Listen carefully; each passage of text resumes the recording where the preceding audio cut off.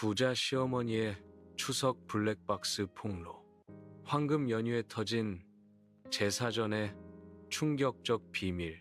추석 황금 연휴 첫날 경부고속도로는 부자들의 고급 SUV로 가득한 교통대란 속에 멈춰섰다. 차들은 꼼짝없이 엉켜 있었고 운전자들은 짜증을 내며 담배를 피우거나 전화기를 붙들고 있었다. 그중 반짝이는 최신형 벤츠 SUV 안에는 세 사람이 있었다. 운전석에는 30대 후반의 장민호, 조수석에는 명품 옷으로 치장한 30대 초반의 며느리 김현지, 뒷좌석에는 60대 중반의 시어머니 이진숙이 앉아 있었다. 추석 황금 연휴의 설렘은 이 차 안에서 찾아볼 수 없었다. 대신 명절 특유의 고부 갈등이 차 안을 무겁게 짓눌렀다. 이진숙은 창밖을 바라보며 남편의 3주기 제사를 준비하러 가는 길을 떠올렸다. 남편은 부동산 투자로 큰 돈을 벌어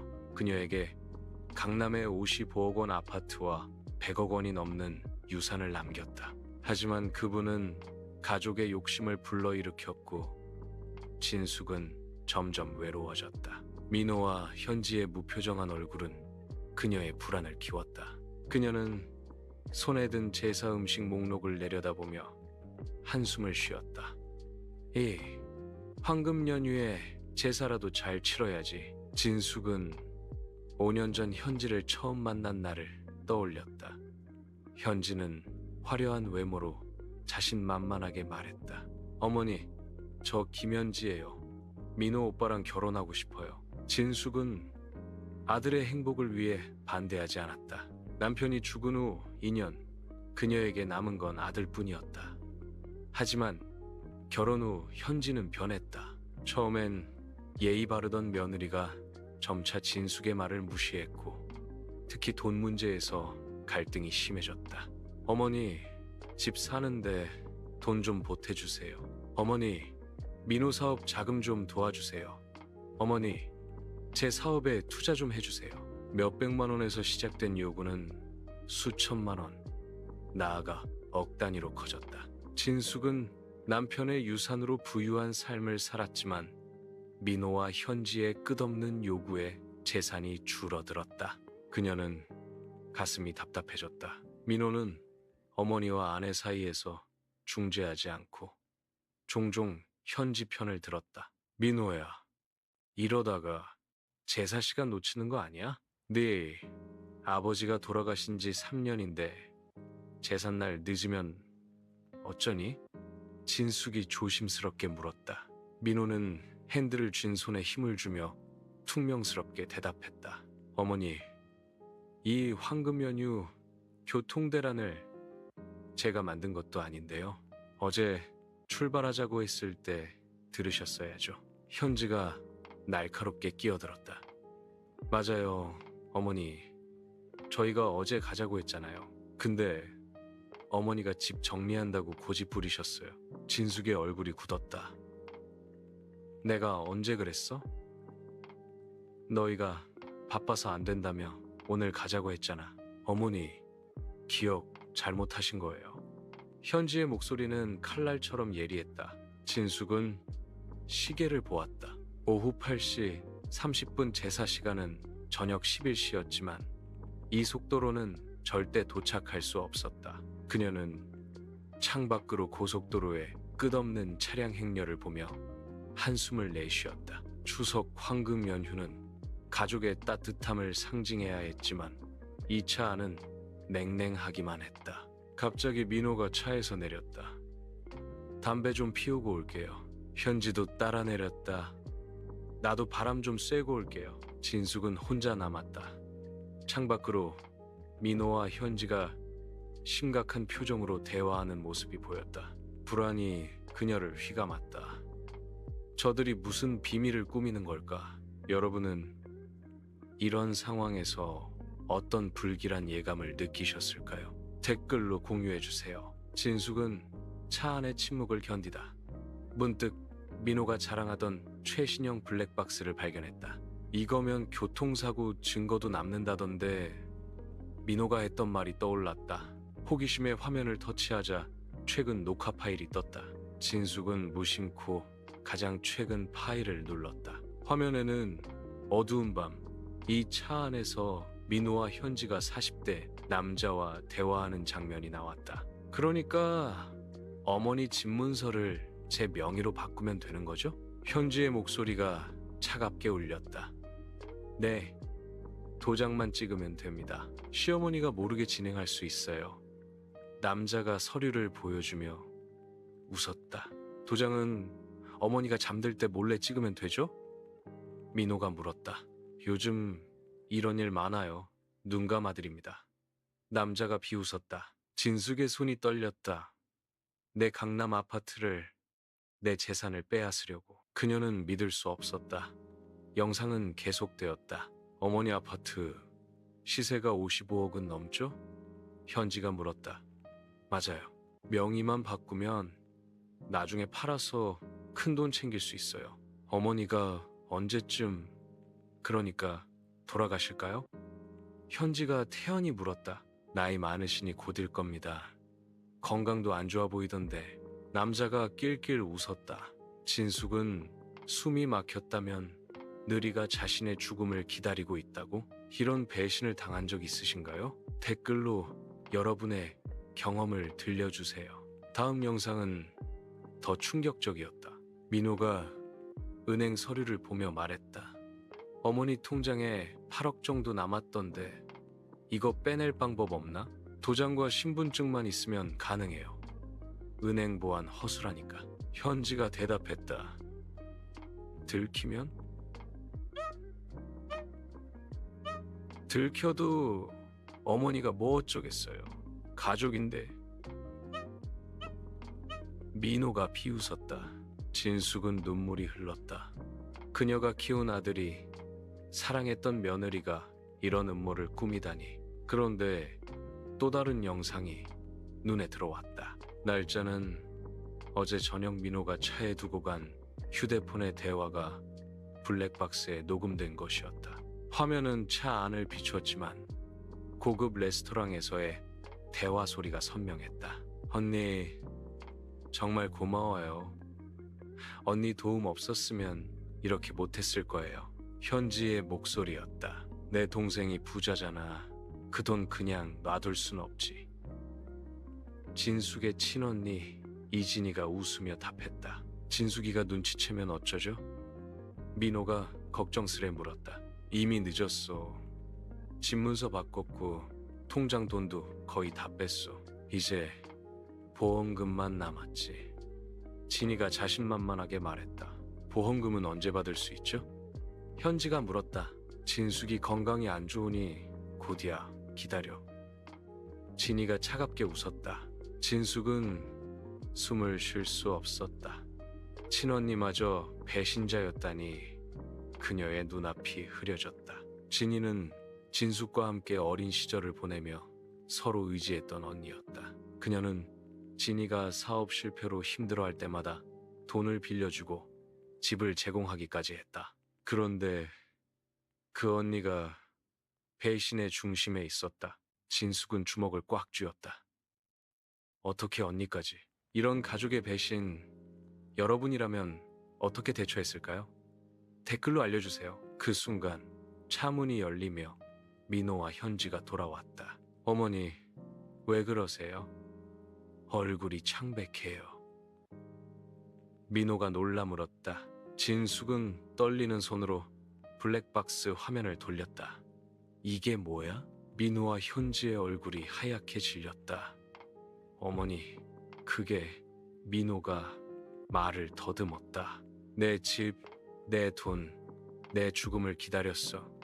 언니까지 끌어들였어. 진숙의 목소리는 떨렸지만 단호했다. 현지가 갑자기 태도를 바꿨다. 어머니, 오해예요. 그냥 농담이었어요. 농담? 내 재산을 빼앗는 게 농담이야? 진숙이 소리쳤다. 주변 차량의 사람들이 고개를 돌렸다. 황금 연휴의 고속도로는 이제 진숙의 분노로 가득 찼다. 현지는 당황하며 속삭였다. 어머니, 여기서 이러지 마세요. 창피해요. 창피, 너희가 한 짓을 전국에 알리고 싶어?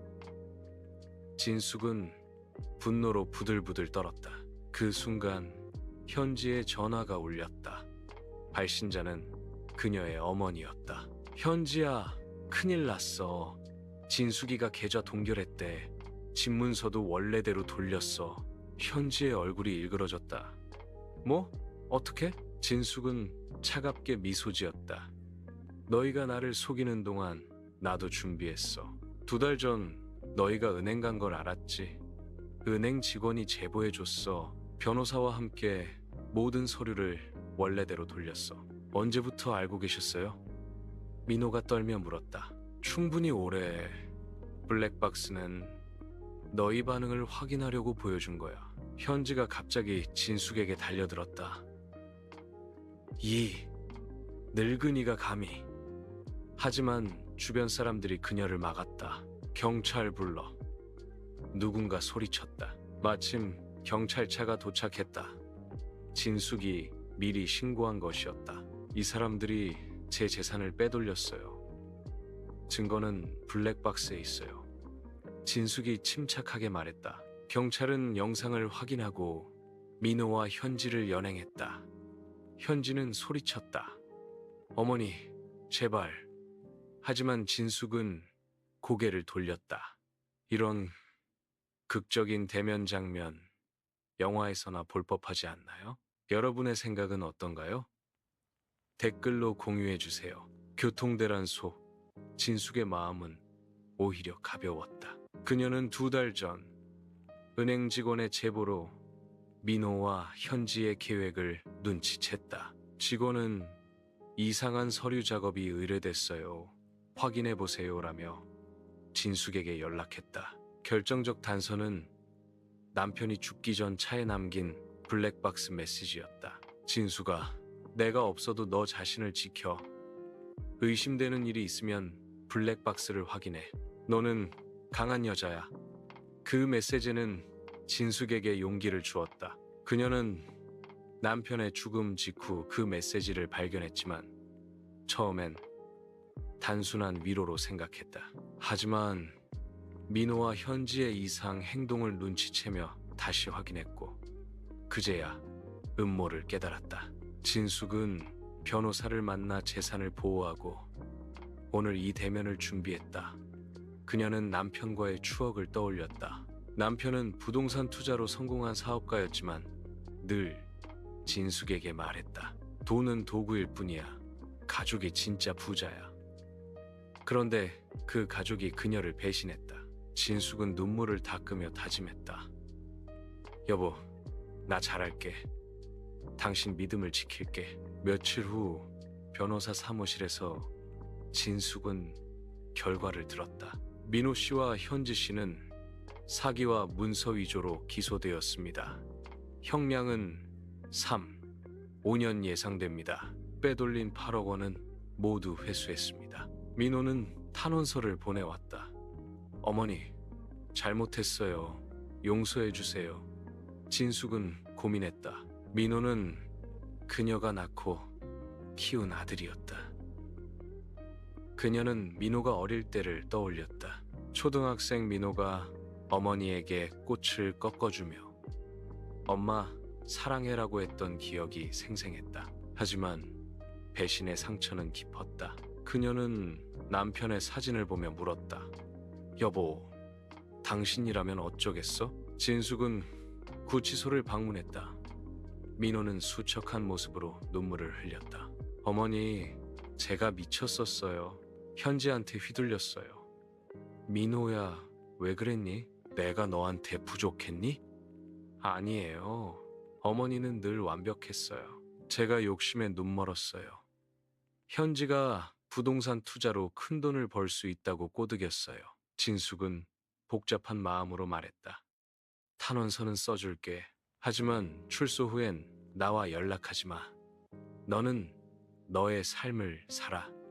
민호는 울며 고개를 숙였다. 재판에서 민호는 집행유예, 현지는 2년형을 받았다. 진숙은 홀가분했다. 하지만 진이 그녀의 언니는 아직 남아 있었다. 진숙은 진이를 떠올리며 가슴이 아팠다. 진이는 어릴 때부터 진숙을 지켜줬던 언니였다.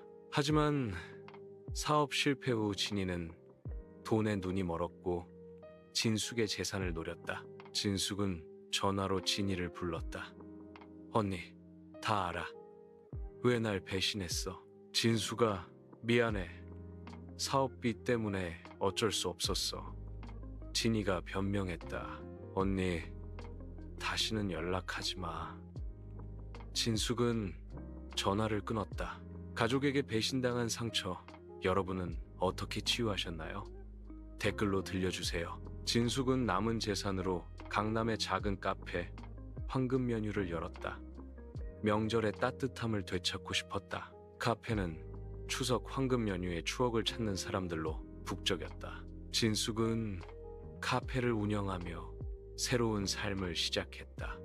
그녀는 매일 아침 카페 문을 열며 다짐했다. 이곳에서 새로운 가족을 만들자. 어느 날 60대 중반의 강민호가 들어왔다. 온화한 미소를 지닌 그는 아메리카노를 주문하며 말했다. 이 카페 영화 세트 같네요. 황금 연휴에 어울리는 따뜻함이 있어요. 민호는 은퇴한 교사로 아내를 암으로 잃고 서울로 이사 왔다고 했다. 진숙은 그와 이야기를 나누며 공감대를 느꼈다. 저도 남편을 잃었어요. 그리고 가족에게 배신당했죠. 그녀는 솔직히 털어놓았다. 민호는 진심으로 위로하며 말했다. 진숙 씨는 강한 분이네요. 영화 주인공 같아요. 두 사람은 매일 카페에서 만나 이야기를 나눴다. 민호는 자신의 아내를 떠올리며 말했다. 제 아내도 카페를 좋아했어요. 진숙 씨 카페를 보면 기뻐했을 거예요. 진숙은 그의 따뜻한 말에 마음이 녹았다. 어느 가을날 민호가 말했다. 진숙 씨, 저와 영화 보러 가시겠어요? 추석에 개봉한 로맨스 영화예요. 진숙은 미소 지으며 동의했다. 영화관에서 나온 후 민호가 고백했다. 진숙 씨, 당신을 만나고 다시 살아가는 기분이에요. 황금 연휴 같은 따뜻함을 느껴요. 진숙의 심장이 뛰었다. 민호 씨, 저도 하지만 다시 누군가를 믿기가 없나요? 절대 배신하지 않을게요. 민호의 눈은 진심이었다. 두 사람은 연인이 되었고 조촐한 결혼식을 올렸다. 민호도 참석해 어머니의 행복을 빌었다. 신혼여행에서 제주바다를 보며 진숙은 말했다. 민호 씨, 이렇게 행복할 줄 몰랐어요. 황금 연휴네요. 저도요. 진숙 씨는 제 인생의 영화예요. 민호가 웃었다. 몇 년 후 민호는 임유나라는 착하고 성실한 여성과 재혼했다. 유나는 현지와 달리 진숙을 진심으로 존경했다. 그녀는 간호사로 일하며 민호를 안정시켰다. 그들은 아들 장동혁을 낳았다. 진숙은 손주를 보며 눈물을 흘렸다. 할머니, 동혁이 달려와 안기자. 진숙은 말했다. 너 때문에 할머니가 행복해. 유나는 진숙에게 자주 전화하며 말했다. 어머니, 동혁이 할머니를 정말 좋아해요. 자주 놀러 오세요. 진숙은 유나의 따뜻함에 감동했다. 현지와의 고부 갈등이 떠올랐지만 유나는 진숙에게 가족의 의미를 다시 일깨웠다. 어느 날 카페에 80대 노인이 들어왔다. 진이었다. 진숙아, 미안해. 그녀는 눈물을 흘렸다. 진숙은 한숨을 쉬며 말했다. 언니, 다 용서했어. 이제 행복하게 살아. 두 사람은 서로를 껴안았다. 진이는 이후 진숙의 카페에서 자원봉사하며 속죄했다. 진숙의 카페는 희망의 공간이 되었다. 그녀는 책 황금 연휴의 기적을 출간했고 이는 베스트셀러가 되어 많은 이들에게 위로를 주었다. 어느 날 한 중년 여성이 카페를 찾아왔다. 저도 가족에게 배신당했어요. 어떻게 다시 일어섰나요? 진숙은 그녀의 손을 잡았다. 자신을 용서하세요. 과거는 잊고 미래를 향해 나아가세요. 여인은 고개를 끄덕였다. 시간이 흘러 진숙은 75세가 되었다. 동혁은 5살이 되어 건강하게 자랐다. 어느 날 동혁이 물었다. 할머니, 왜 항상 웃어? 사랑하는 사람들이 있어서야. 민호 할아버지, 너희 아빠, 엄마, 그리고 너. 나도 할머니 사랑해. 동혁이 안겼다. 그날 밤 진숙은 일기를 썼다. 인생은 때로 잔인하다. 추석 황금 연휴의 교통대란에서 배신을 알았다. 하지만 그 배신은 나를 더 강하게 만들었다. 남편의 블랙박스 메시지가 나를 지켰고 민호의 사랑이 나를 살렸다. 장민호, 유나, 동혁, 진이 언니 모두 고마워. 내 인생은 이제 황금 연휴처럼 빛난다. 진숙은 민호의 손을 잡고 잠들었다. 창밖엔 별이 빛났고 그녀의 마음은 평화로웠다. 추석의 교통대란에서 시작된 이 이야기는 영화 같은 반전과 사랑으로 끝났다. 진숙은 깨달았다. 진정한 부자는 돈이 아니라 사랑이다. 좋아요와 댓글로 여러분의 감상을 들려주세요.